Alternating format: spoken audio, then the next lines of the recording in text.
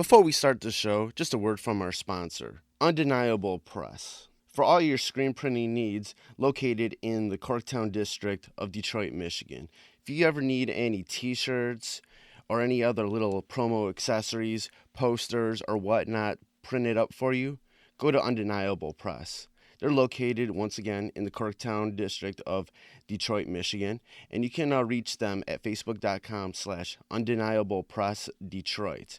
And those same guys who do Undeniable Press also have a clothing line called 20 by 20 Apparel. It's very much wrestling themed, all sorts of nostalgic themes in regards to the history of wrestling. And you can go check out their clothing line at 20x20apparel.com. That's the number 20x, the number 20apparel.com. Now let's start the show. Fresh is the word.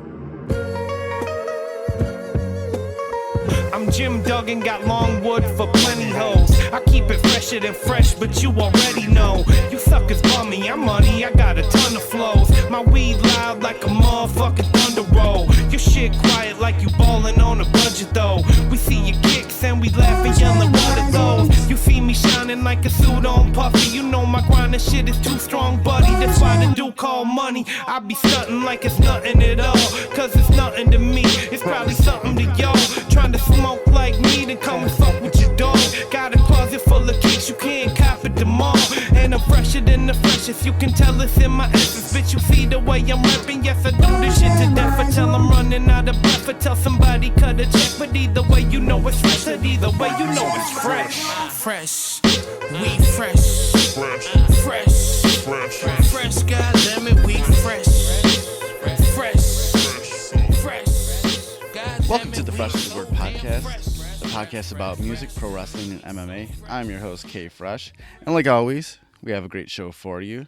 But before we get into that, definitely want to remind you how you can support the podcast. You can always go to freshasthepodcast.com and just share any links that you see on the website and any of your social media websites. That'd be great. There's also a link on the website that says support the podcast, where you can donate via PayPal. And then there's also a Amazon link that you can use anytime you want to use purchase anything on Amazon. Use that link and they'll shoot back a little bit of commission our way. It doesn't change anything on your end, but definitely helps out the podcast. And also you can follow Fresh is the Word on Twitter and Instagram at Fresh is the Word 1. That's Fresh is the Word, then the number 1. And on Facebook at facebook.com/freshasthepodcast. And we're also available on all sorts of platforms like iTunes, Stitcher Radio, Mixcloud, SoundCloud, Google Play, and TuneIn. Go to any of those websites, just search Fresh is the Word, and it'll come up. Hit the subscribe button, the follow button, whatever, and give us a rating. Any comments, 5-star rating, whatever. They'll definitely help out the podcast too. Now let's get to the show. We got a great return guest this week.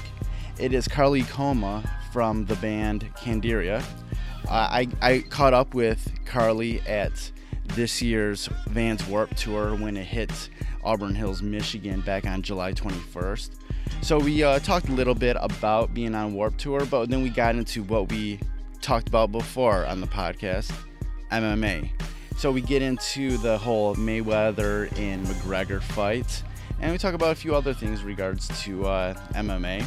So it was definitely cool talking with him again in person and, during the hot days of the summer on the Vans Warped Tour. Then afterwards, like always, most of the time, Vstylez joins in on the podcast and we do pretty much a recap of SummerSlam.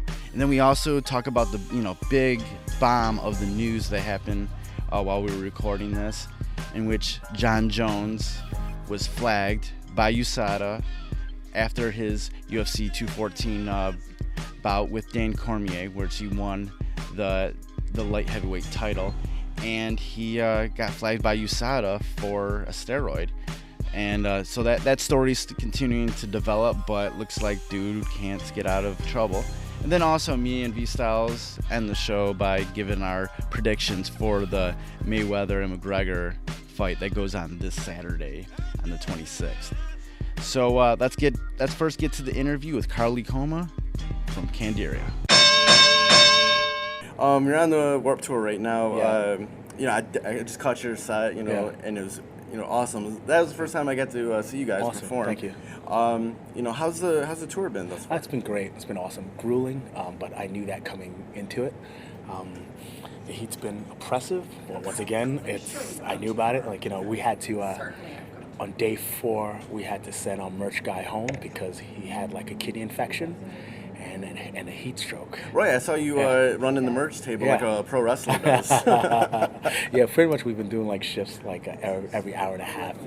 And we weren't prepared for it, but from doing it in the past, we knew our way around it. You know what I mean? So it's like riding a bike. Even though I'd rather just chill and go do other things, watching a merch booth is the last thing I want to do. Right. The only cool part about it is meeting fans, signing autographs and taking pics and all that stuff.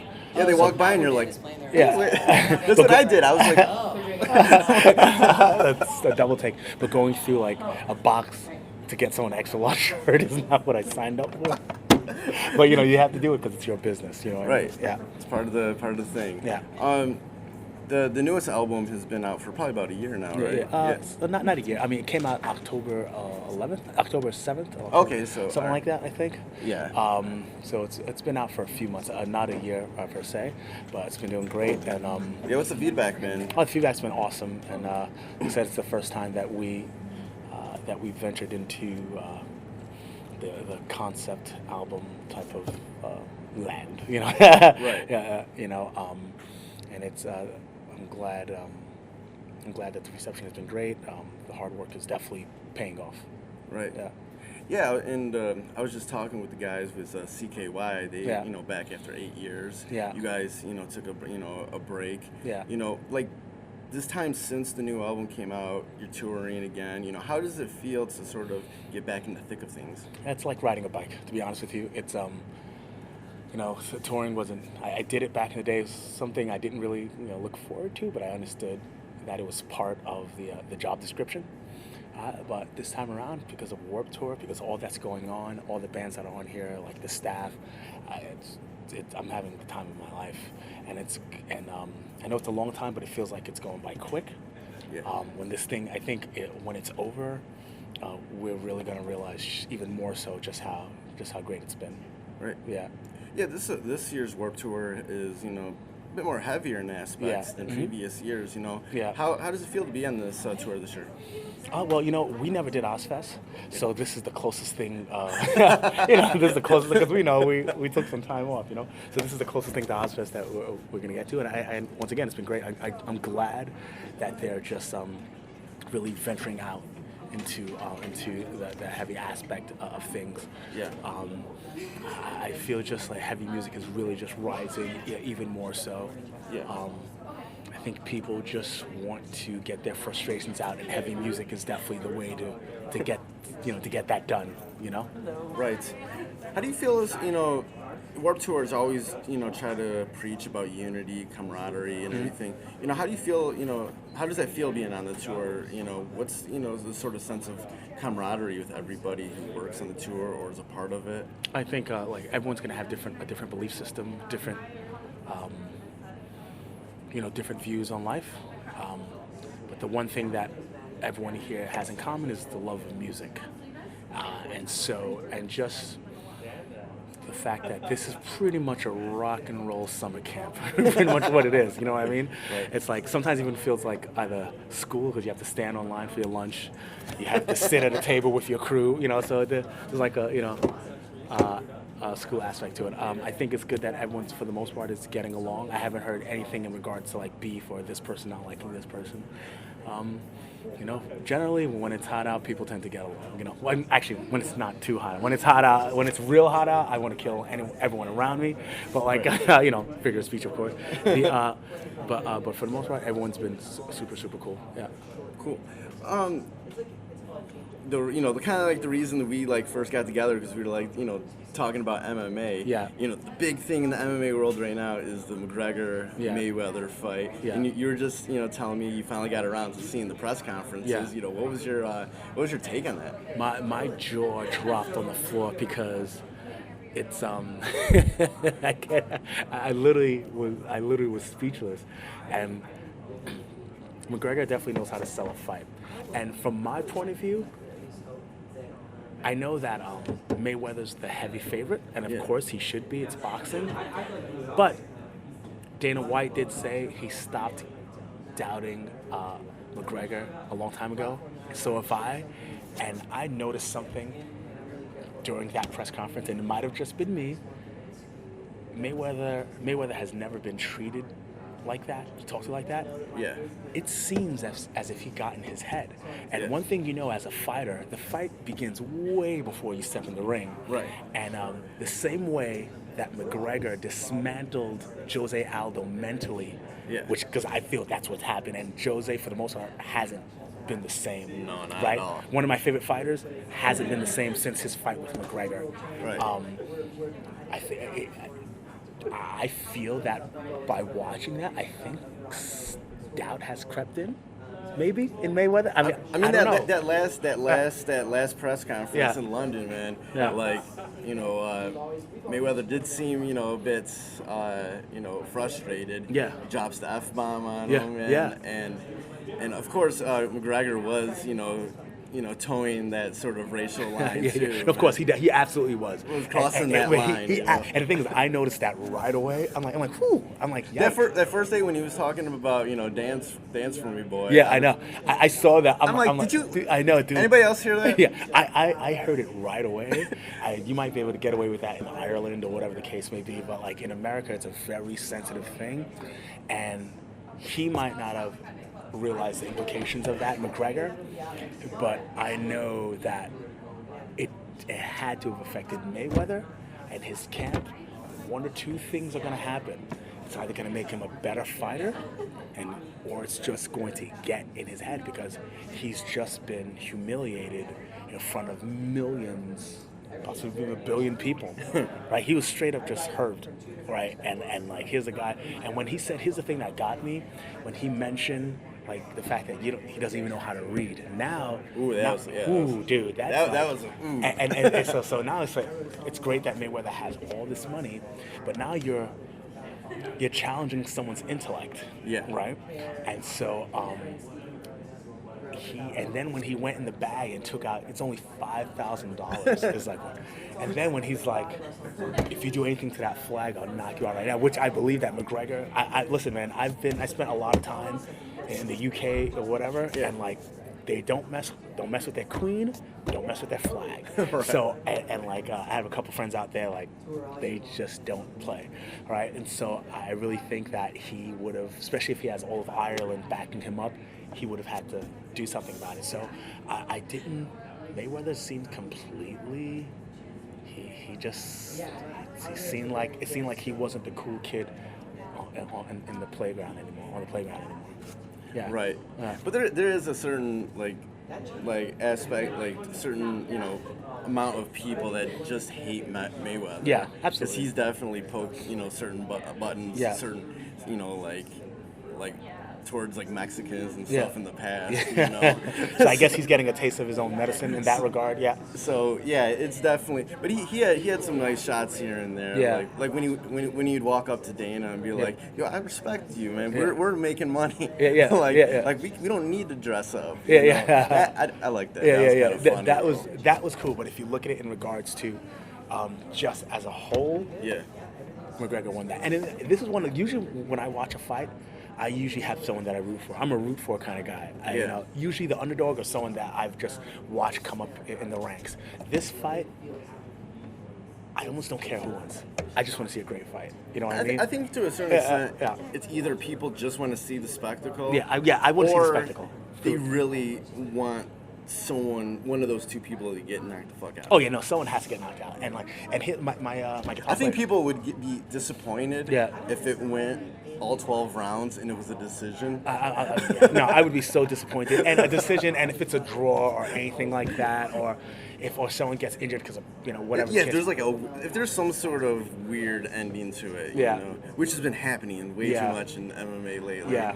If there's some sort of screwy ending to this, people are gonna be pissed. Yeah. They want a knockout. Yeah. They want somebody to be like falling. Imagine the first boxing submission. That would be amazing, right? But like, no, it would definitely. I definitely want someone to just get really knocked out, you know. And here's where I know once again it's boxing, so Mayweather is the heavy favorite, but here's where I guess McGregor might have an angle. As an MMA fighter, he's more of a complete fighter in regards to knowing, like, seeing all angles, like seeing everything, you know.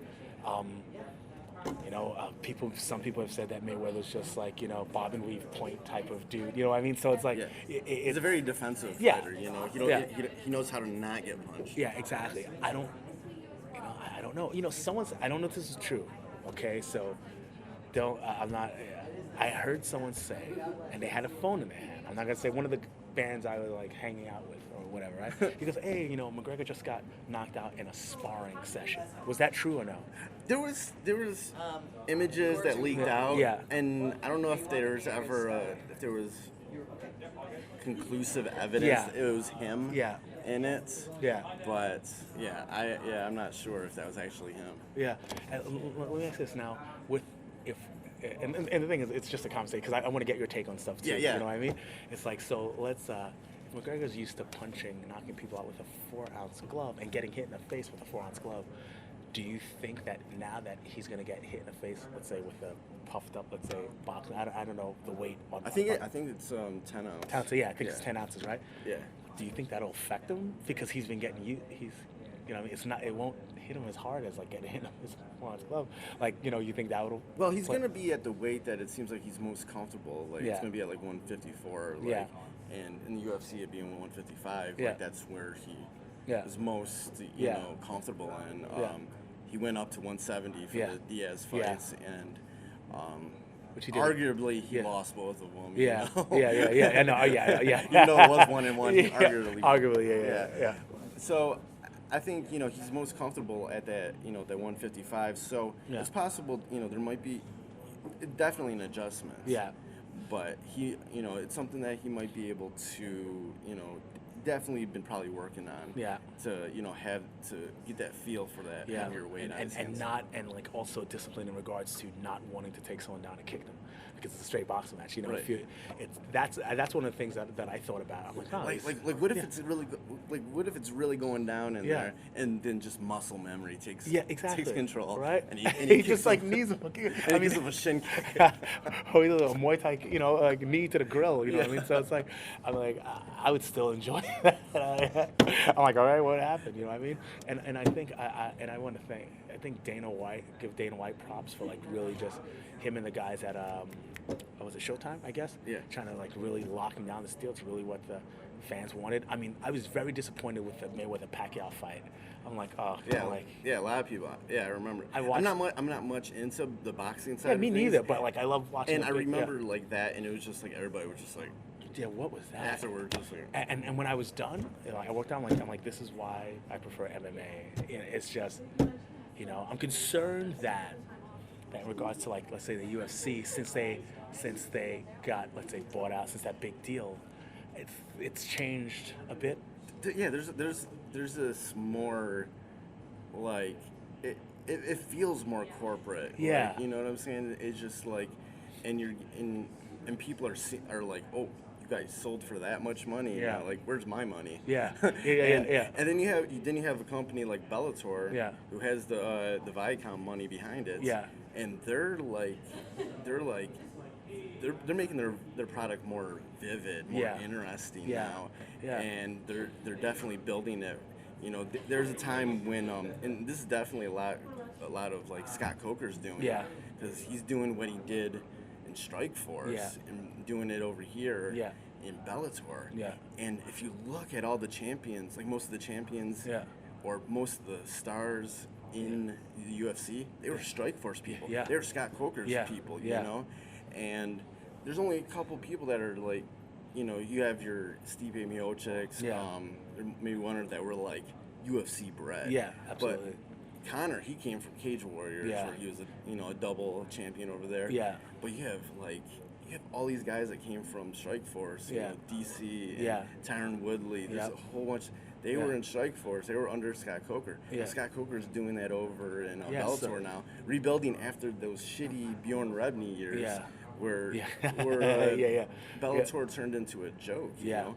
So they're building this new, and you have all these exciting fighters over there. I think there's gonna be. Don't be surprised if there will be a mass exodus of UFC fighters. And it's already starting to trickle over. You know, you got Rory McDonald's going over there. You had Ryan Bader that went over there. You know, there's like a bunch of them.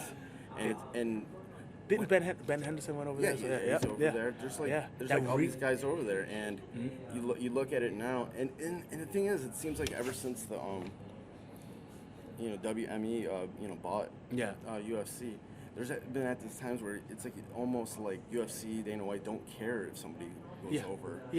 Like before he would go out of his way to like spike the competition.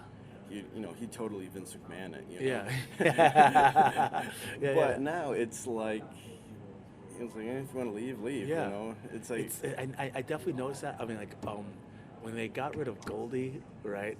I was, I remember I've been watching Goldie for years. So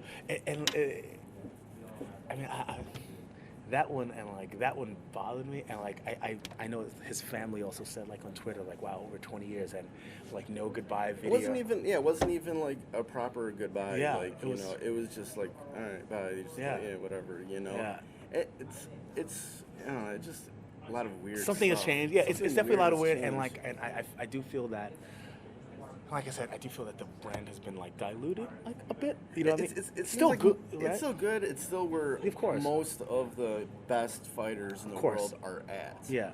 But that won't change. I don't think that's ever going to change. But there's always going to be people that want to be in the UFC. Whatever they want to be in the UFC because UFC is the UFC. Yeah. But there's this change now because WME is an entertainment company. Yeah. That it's diluted to almost like pro wrestling. And it's and like I was about to say, it's almost turned into sports entertainment. Yeah, which other is than a competitive sport. Yeah, absolutely. Because if you look at it just in regards to certain fights, people move up the ranks. Okay, you get up here, now you get to fight this guy. Now dudes are getting skipped. Oh, this is the fight that everyone wants to see. Now those guys got to go out of their way of shit talking and stuff more than ever. I noticed that to and a lot of those guys ain't comfortable in doing that. I noticed that as well. Basically, it's I'm this isn't this dude, but he's trying to sell tickets. But it's obvious McGregor changed the game. People are dressing like him. People starting to sound like him. It's he was the guy that changed it all, man. Yeah. And now people are trying to be Conor. Yeah. With the to see what he's done. But a lot of those people they're just fighters. Yeah, man. Exactly. That's what they got into it for. And at a time they thought they could just go up the ranks. Yeah. Kill people. Just every time. Yeah. And it would pay off. Now they need to have a personality. I wonder if I was surprised that let's say a guy some of the Brazilian guys like Jose haven't gone out their way to learn English to and not but because UFC is based out of Vegas, right? Yeah. American company. So I was always surprised by that. Why wouldn't you go out and just to sell yourself more? Right. But some dudes just don't care. I just want to fight. So I get that. I get that as well. Right. Yeah.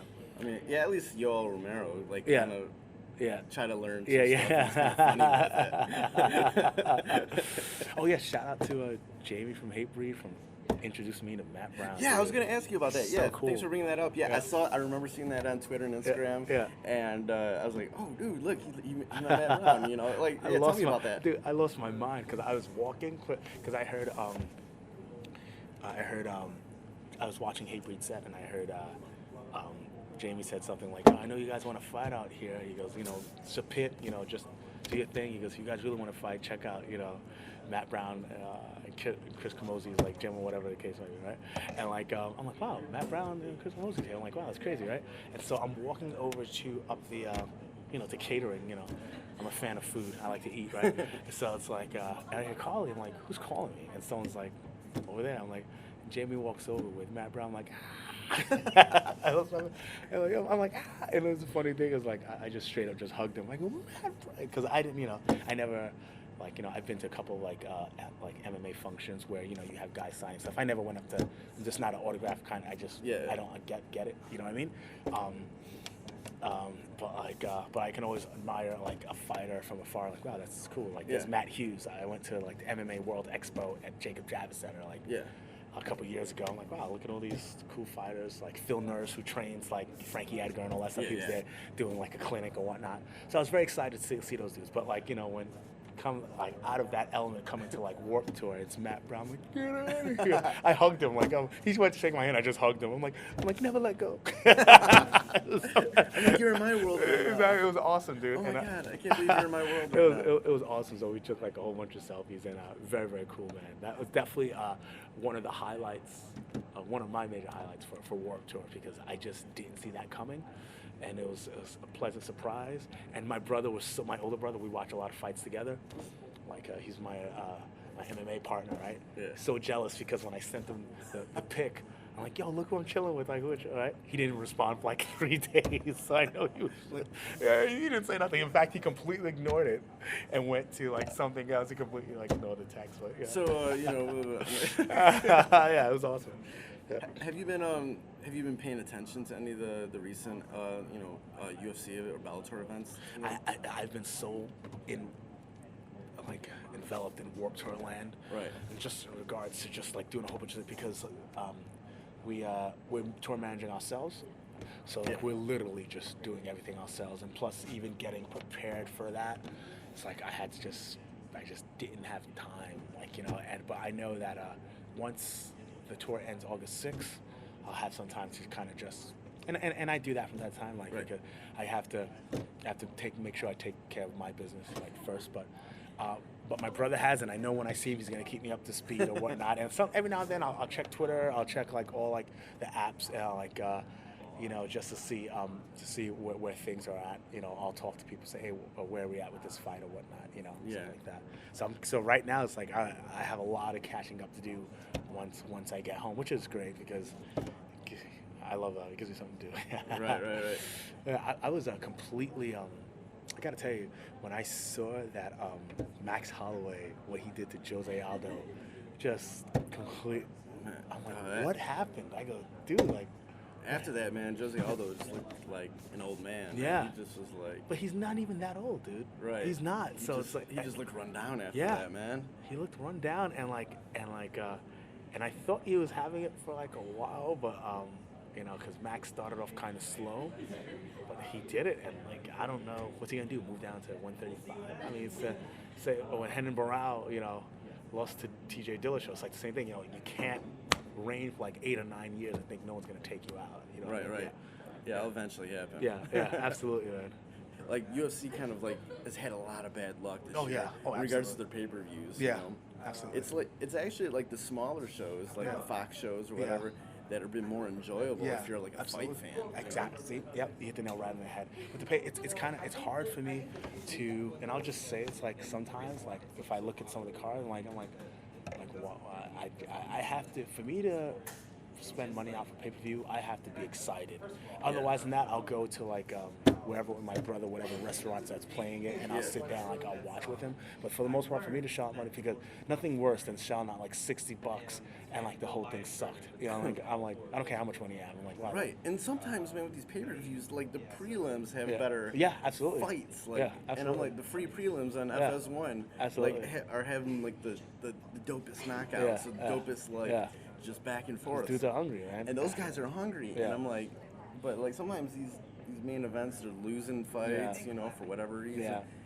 Or just the main events are lackluster or have a funky finish to it. Like the ref will no, it's over. Yeah, it got poked in the eye. There's been a lot of just terrible or just like lackluster main events and co-main events since like most of this year, So it's even since like there hasn't been too many great for the pay-per-views alone.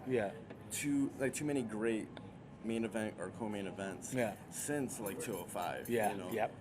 There was you had like the Cody Garbrandt. Yeah, Cody Garbrandt. I don't know why I'm always talking about him. Him winning that fight. That was an incredible fight. Yeah, that was awesome. I didn't see that coming. And like nobody did. Everybody was like and like the way that, because I know when he's moving back, that's when he had like issues like in regards to his game. But like the fact that he did that against Dominic Cruz, I've been following him since WEC, and just to see like that he was able to just do that to him, and like just And once again, I think he got in his head.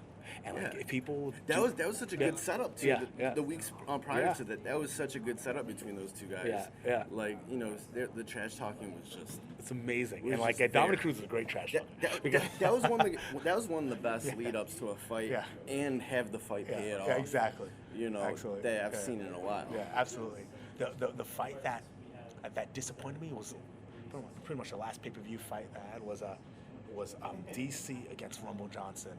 And like, I don't know. Like, I was actually in attendance for that. You saw that? I went to Buffalo to see that. Yeah. Why would you? I don't know. Why would he keep trying to take him down? I mean, why are you trying to wrestle one of the best wrestlers? Olympian, Olympian wrestler, one of the best wrestlers in MMA. Why are you trying to wrestle? It's almost as if, and I love Rumble, right? And his fight IQ just wasn't there. One of the things that like really like stood out to me, that his coaches, he was looking for his coach. It was quite humiliating, to be honest with you, when he's looking for his coaches and they were nowhere to be found. I've never seen anything like that before. It's like they were super pissed at him, because obviously he wasn't following the game plan. He lost pretty much exactly. They just laughed after the fight. They were just like, whatever. And he retired. And like he should have won that fight. I think he should have. I think he could have won that fight if whatever game plan that they had. I'm pretty sure it involved wrestling, going into DC's world, right? Why are you trying to wrestle him, man? Like, it's like he literally just went completely just like when he gets nervous, he goes right to, all right, let me go to what I know best. But you're going against a guy who knows it better. So I really thought he was going to get it done, but at the same time, I mean, I want to see Jones and DC. Yeah. so it's like a win-win for me, I guess. Right. Yeah. All right, man. It's been good talking with you as always. Pleasure, man. brother. It's great. Good luck on the tour. Good Thank luck you, man. with everything, man. And hopefully, when we get some time, you can catch up on everything. Yeah, badass, dude. Definitely, brother. Awesome. Cool, man. Awesome. Thank you. So that was my interview with Carley Coma from the band Candiria. It was great to catch up with them. Go pick that their newest album up, While They Were Sleeping, via Metal Blade Records. Came out last year. It's a great album. And if you want any more information in regards to Candiria, you can go to facebook.com/Candiria. And now on to the Fresh of the Word discussion segment of the show. And like always, I'm joined with my co-host, pro wrestling, MMA, and boxing connoisseur, Detroit hip-hop artist, and proud Marine, Vstylez. What up, though?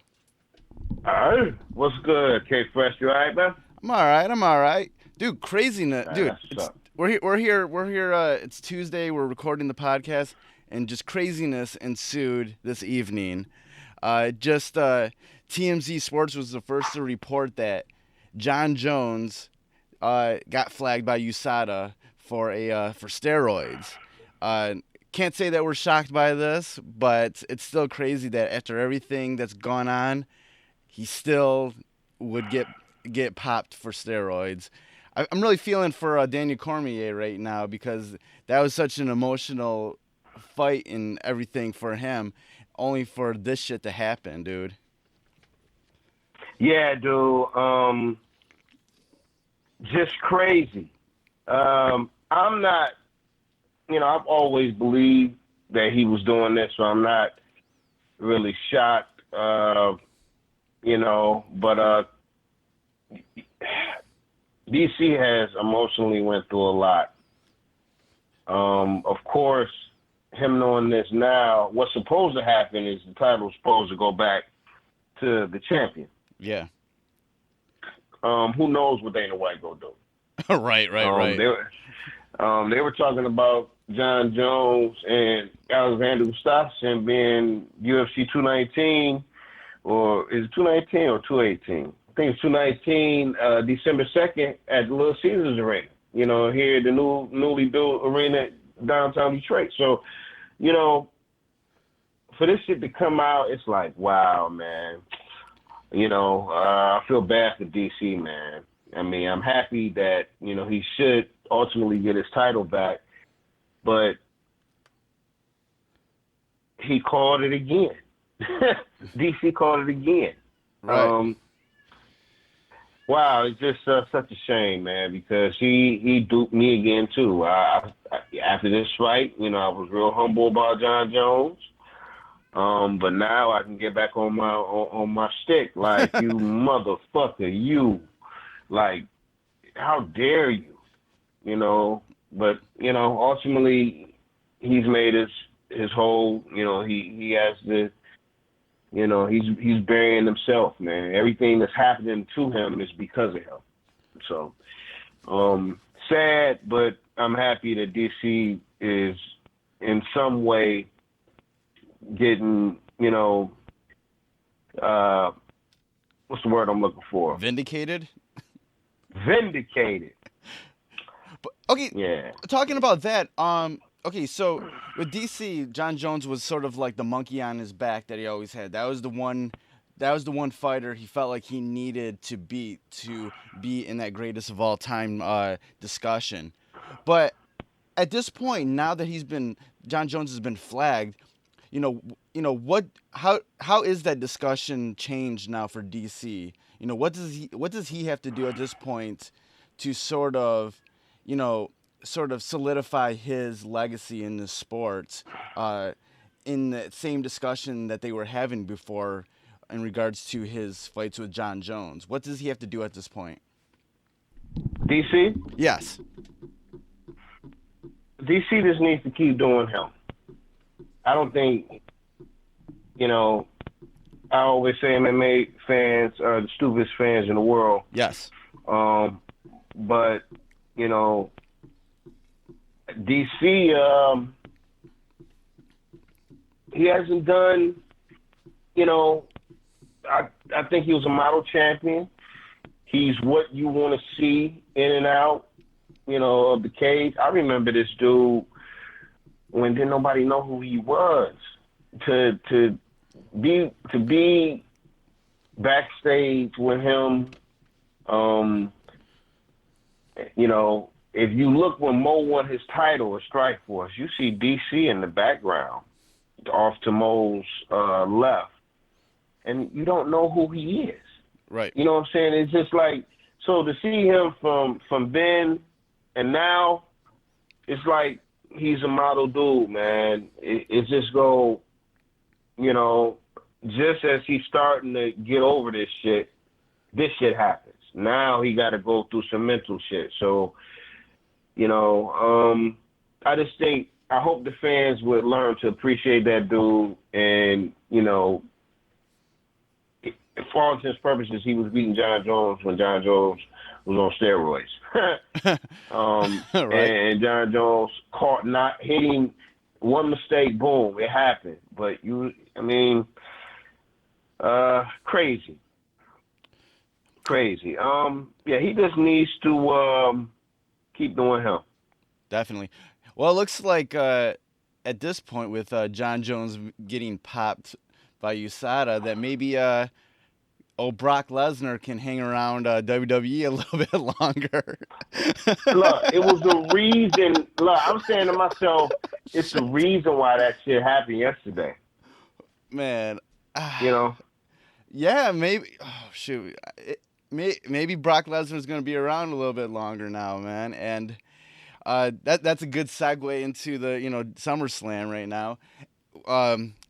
Dude, that fatal four-way between Brock Lesnar, Braun Strowman, Roman Reigns, and Samoa Joe, I think literally put the fatal into fatal four-way. I thought somebody was about to die there for a minute there, especially maybe at the hands of Braun Strowman. Like that match was actually much better than I thought it was going to be. Braun is turning into my favorite new wrestler. Dude. But I can't even front. Bobby Roode do something for me, man. I don't know why I've been sleeping on this dude, man, but his intro, all his shit is just like, he kind of reminds me of Paul Orndorff a little bit. Yeah, yes. He's very old school, man, with a lot of his stuff. Yeah, even like okay, because Bobby Roode, he made his debut tonight on SmackDown, and they did against Aiden English, and afterwards he cut his little promo, and that promo was so like 1980s, about breaking the bank to bring in the hottest free agents into SmackDown. Mm-hmm. I'm like, that's something you heard from like the Orndorffs or the Mr. Perfects or all those guys back in the 80s. He's such like a throwback to the 80s but he wears it so well. Yeah, indeed. I'm hoping to see him get some quick success here, on SmackDown. Good for him, man. I think that's a great addition. Maybe he's the one to get the strap off the modern day Maharaja. Maharaja. Yeah, and at SummerSlam, Jinder Mahal, defeated Shinsuke Nakamura in the WWE title match, and we talked about it last week. How he'll probably defend and it'll probably go on with having the belt and whatnot. So that definitely wasn't a shocker. A big announcement that they did make on Raw last night is that Brock Lesnar and Braun Strowman will face each other at No Mercy coming up in September. I saw that. So I saw that. I definitely saw that. I'm geeked about that.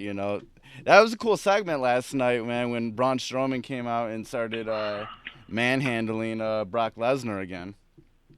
Braun, what I was hearing? I was hearing that rumor has it that they talking about, Hulk Hogan made a comment and he called Strowman the new Hulk Hogan. And who knows? Hogan might come back real soon. He might be a manager or a mentor to that dude. Something, but you gotta look at it. There's all these guys that the WWE is trying to push in those main event big guy roles that have sort of failed and people don't really like them. But people love Braun Strowman.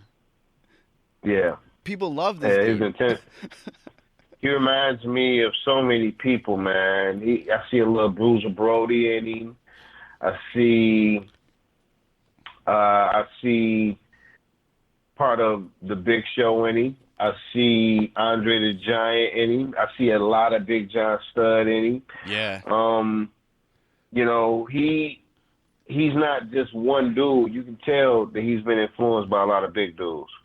And he's not boring. He's not boring at all either. He's very explosive in everything he does, and every time he talks, it's like hilarious, and you're like, yes. He says something so like out of this world that it's like amazing. I'm not finished with you. It's always something totally extra, but it fits like his bruiser personality. So, and everybody just loves him. And then from what I hear in backstage, people like working with him. He's a good brother. People like working with him. So he's definitely going to be around for a while. And if you think about, not even just, and I said this a moment ago, not even just recently, but all like the big guys throughout the past like 15, 20 years, the WWE has tried to sort of push, onto us, whether it's, Roman Reigns or Test or whoever, like Braun Strowman actually has a lot more of a, better crowd reaction than a lot of those guys. And people actually like this You know guy. what? That's real, but I'm all into and I want to see Braun Strowman, win the strap eventually. Yes. I think you know where I'm about to go, though. I want to see a regular person. Samoa Joe is a regular person to me. He's just a bad motherfucker, man. So I would much more enjoy him being, champion. I mean, fans love Samoa Joe, man. I mean, he's no nonsense. And, we've all always liked no nonsense people, man. I don't care if you bullshit, but you here, Right. And I think Samoa Joe deserves it, man. Right, and Samoa Joe was one of those guys where when he was brought into the WWE umbrella, the universe, they told him that he might never be more than in NXT. That he might mid-level, yeah. Real shit. He might just be that person just to keep the NXT brand afloat and be sort of a face of that, and to show some of the up and coming guys coming through, some things, but. He's been proof that people, like Samoa Joe. He's a different looking guy. He's a different personality than everybody, and that's what people wanted. And that's why people always liked Samoa Joe, whether it was in Ring of Honor or TNA or whatnot. He reminds me of how we as fans felt about Finley. You knew what you was getting. You knew it was going to be some hard shit, and you knew it was going to be a competitive match. And most of the time, you didn't know who was going to win, But Samoa Joe, I would much rather see the strap on him. But I will say this. The Miz cut a segment yesterday. Dude, that was great. Man. And the fans told Cena how they felt. They told oh wow. Wow. They told both of them motherfuckers, you suck at the same, you both suck. I said, wow. New York wrestling fans, man, are hardcore, man. They hardcore. I appreciate shit like that. They definitely were, man. No, that was a killer segment with the Miz with Roman Reigns and John Cena, and it was a funny thing that he put in that when he went out there, he's like, oh, this is what the Barclays Center looks like sold out, meaning he was on the first pre-show match when there was like 50 people in there because they didn't. Oh, that's whack. Oh yeah, because they did them and the Hardys like that, right? Yeah. The first couple of matches that were on the pre-show, nobody was in there because they didn't start letting people in early enough before the pre-show started. So it was like nobody in there. It was like the weirdest thing. That's whack. Yeah. I mean, throughout SummerSlam, there was a bunch of matches that were quite forgettable. But there are some highlights. I do believe that both tag team matches, the one with the Usos versus the New Day that was actually on the pre-show, that was such a really good match. The Usos ended up defeating the New Day to become the champions, and then later on, the Dean Ambrose and Seth Rollins defeating Cesaro and Sheamus for the Raw tag team titles. That was a good match. Seth Rollins. Dude. That shit Seth Rollins did at the end. Right. I said, wow, Seth motherfucking Rollins, man. That was some dope shit. Like, I'm not really a Dean Ambrose fan. I respect his work, but right.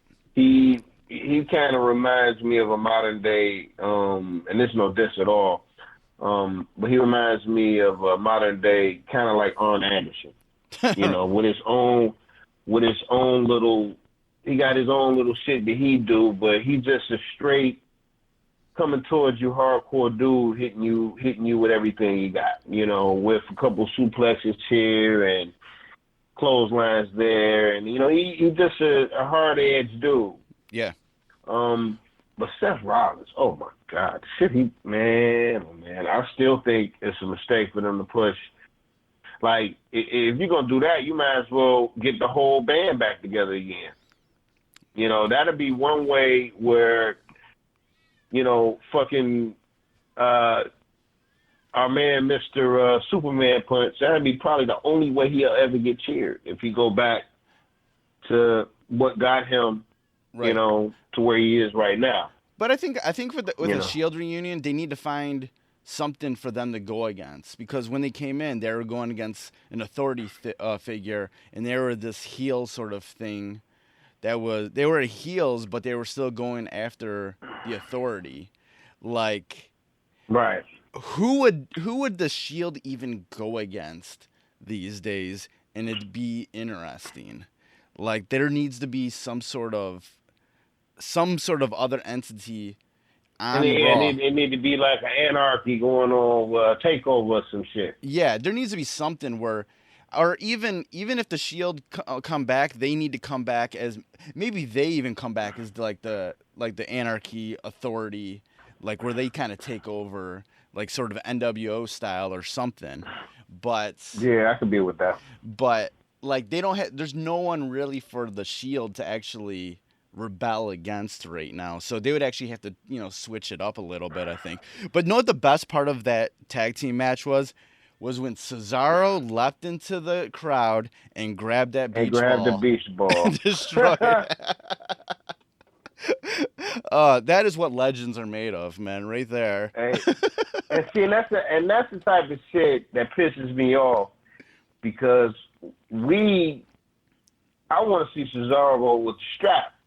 You know, he's that talented to where he could, you know, the fans love him that much to where, you know, he could win over the bosses, but the bosses don't trust him. And right. I don't know why, but, you know, they don't trust him.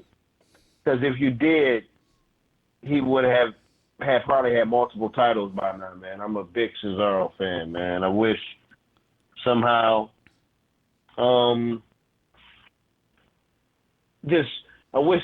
man, he was able to get that strong push.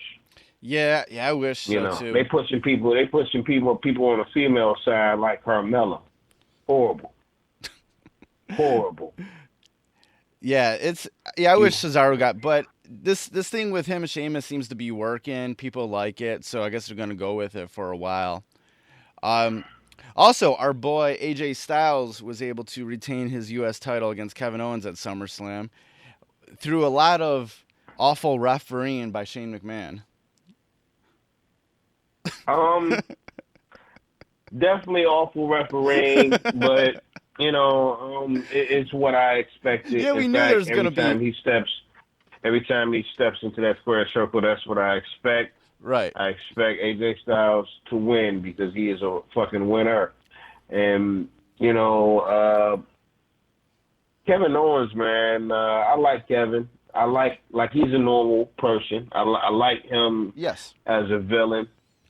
But where does he go from here?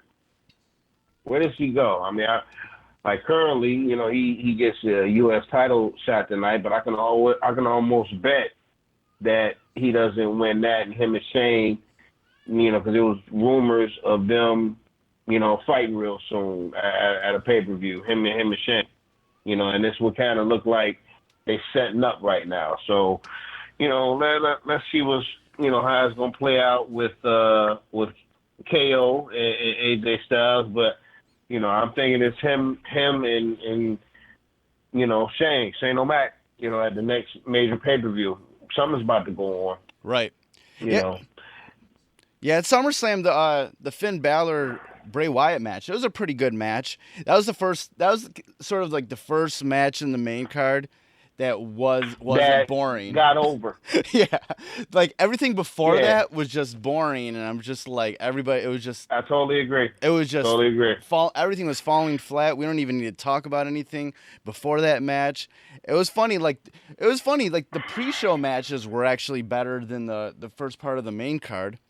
Like, but it was the Finn Balor versus Bray Wyatt. Finn Balor's intro was amazing because they put in the little "got the whole world in my hand" sort of thing into it. Oh yeah, that was dope. That was dope. That was hip hop. That was dope. That was hip hop. Yes, yeah. That was dope. And that was a good match. That was the first match that really got over. They were even throwing so that was the first time. That was when like the SummerSlam was starting to get into its gear, you know, starting to get more interesting. So I really enjoyed that too. And then also in the pre-show, Neville was able to recapture his cruiserweight title back from Akira Tozawa. That was a pretty decent match, also. Yeah. I'm glad Tozawa, you know, got to hold the title for at least a couple days. Right. At least I mean, not even to be funny. At least he can, because Neville is on the tear. That's his division. And until somebody else comes with I wish that WWE, when they brought him up to the main roster, I wish they would have allowed this character to, be the focus instead of the nice guy that we've seen on SmackDown and Raw. Because this dude that's going over on the cruiserweights, he's doing that shit. It's hard not to like Neville. And it was crazy, really the whole sort of SummerSlam weekend. They had Neville involved with so much stuff, on the panels, and had him and every time he was just this his ornery self. And I felt like that did so much even more for his character than he already's been doing. Everything he did this SummerSlam weekend was amazing. You're just this guy. He's really owning his ornery. He's found his own lane. He's found his lane, and and I think he's proven the bosses in the back wrong. Wow, we could have used this dude differently. Because now he's more over with the fans than he ever was. Even playing a heel, the fans respect what he do. So, good for Neville, man, but also good for Tozawa. Good for him. At least he got that on his resume. Right. Did you watch NXT Takeover? I watched a couple matches. I watched the tag team title match. What's the name of the cats?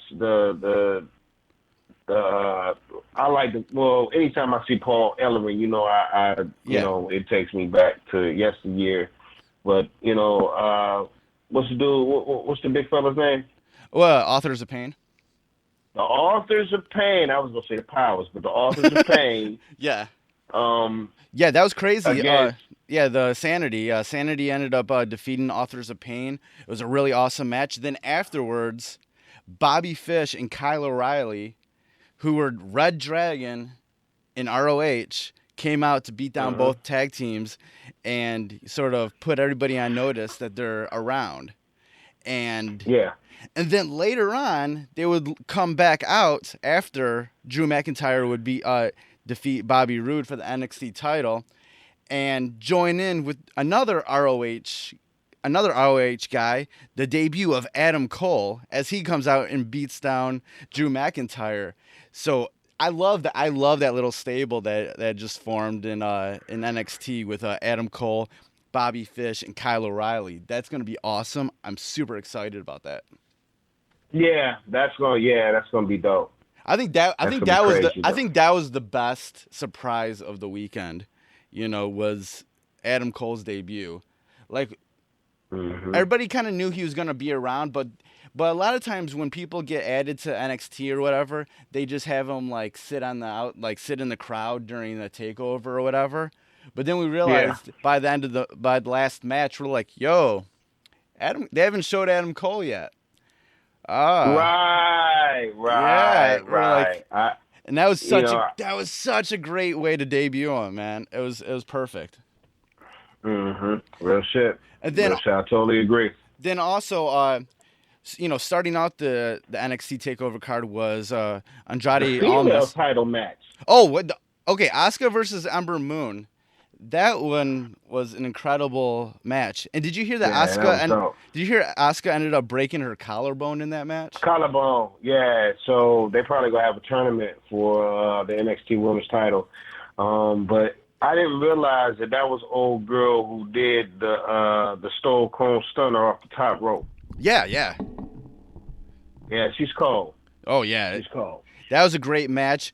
Starting off the card, you had Andrade Almas versus Johnny Gargano. That was an awesome match. I really enjoyed that a lot. And then also you had Aleister Black defeating Hideo Itami. That was another great match. What was so cool about the NXT was opening the night they had the band Code Orange perform their song that they've been having for the theme for NXT Takeover. And then they had Code Orange play with the guy who sings Aleister Black's theme music. That was awesome. Actually, the drummer of Code Orange, I had him on the podcast, episode number 40. Like, he's a big wrestling fan, so we talked about, all sorts of wrestling stuff. So it was great to see Code Orange like be a part of the NXT, Takeover show, because they are big. They are big wrestling fans, but Code Orange is also this band where they're getting so many cosigns from bands these days. Everybody loves this band, They still haven't it still hasn't really equated to sales and stuff like that. But they're that next band that will that's sort of reviving sort of that hardcore, sort of post-hardcore sort of sound, the underground sort of punk hardcore stuff. So it was so super cool to see Code Orange be a part of NXT. Yeah, I agree, man. NXT allows, other entities to grow with their shows, almost like, the independent, come on and get that love. And know what? Usually music performances suck on WWE TV, but those performances sounded good. I liked it. But you know what I would really like to see? What's that? We somehow, some way, right about now, in some capacity, we should have seen Fozzy doing Judas, because I listen to Judas every day, bro. Right. Every day. My friends be like, man, who's that, man? They sound like somebody. I'll be like, man, you don't know who this is. you don't know who this is. They be like, no, D, who is it? Be like, dog, if I told you, you wouldn't believe me. Oh, dude, who is it? I was like, man, you ever heard of Chris Jericho, the wrestler?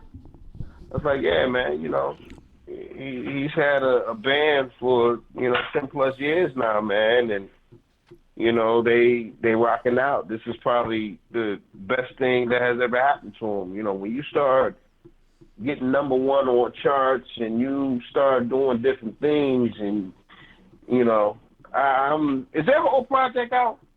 No, not yet. I think it's coming out in probably October or November. It's done, but it ain't. But I think it's gonna be released in October or November. Are they indie or because they have such a major sound? No, they're they're on Century Media. Now, I've seen that, but who is that?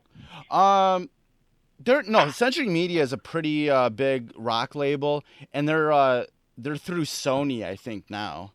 Oh, okay. See, that's what I'm talking about. See, yeah. Now it changes. I never heard of them. So okay, cool. That changes because that's a great fucking record. And when people used to me, switching it up, man. I go from, of course, my dude Neil Diamond to listening to this and listening to that. And I played that. I'm telling you, I played it the other day. I was like, man, who is that, man? I said, man, it's, like, dog, the wrestler. I'm like, dog, because you don't want to tell them because when you tell them for some reason, they, people look down on shit like that. Right. Are you fucking kidding me? This shit is, that shit is hot. You got to separate that shit. Right. What have I become? Yeah. Crazy. No, man. No, they knocked it out of the park with that song. And it's honestly one of the best singles of the year, man. Period. Yeah, I agree. It's so good. It's so good. All right, before we end this week's podcast, we got to talk about the elephant in the room coming up this weekend, the spectacle of the century. Mayweather versus McGregor. What is your predictions for this fight? 7th, 8th round, TKO. I think Floyd is going to fill him out for maybe the first 2.5 minutes for the fight. He go, by the end of the first round, you're going to see him jabbing to the body. We're going to look for different movement. You're going to see Floyd in the second, third round go to the body early and often. By the 5th round, No, excuse me, about the 4th round, still going to the body, but now he's going upstairs. Body, head, body, head. But, everybody got that plan on what they're going to do to Floyd until they get in there and realize that they can't do it. And when you take McGregor's left hand away, how does McGregor adjust? He won't be able to adjust. His footwork is horrible. Boxing footwork and MMA footwork is, totally different. They pretty much teach one, unless you train in boxing prior to doing, mixed martial arts first, you're going to move a certain way. That's why Holly Holm moves the way that she moves, because she was a boxer first. And when you see her footwork, that's boxing all day. Yeah. Conor doesn't have footwork like that. Generally, when you're a striker, you're in, out, you reset. You're in, you're out, you reset, and it's the same movements. With a boxer, especially somebody like Floyd, whose IQ level is just on another planet, he's gonna trap you in that ring. And trapping in a boxing ring as compared to trapping in the octagon, is totally different. It's things that Conor, it would take years for him to learn.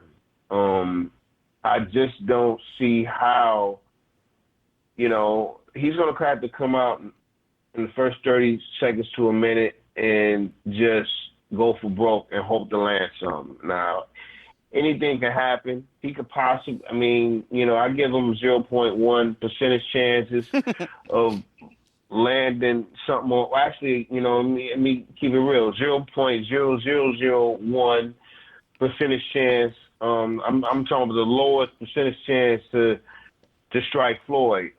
Floyd is, when you beat people like Canelo Alvarez and you beat people like Cotto, Oscar De La Hoya, you beat people like Zab Judah, you beat people like Manny Pacquiao, and the list goes on and on, man. And when I was coming up early, I was a Diego Corrales fan.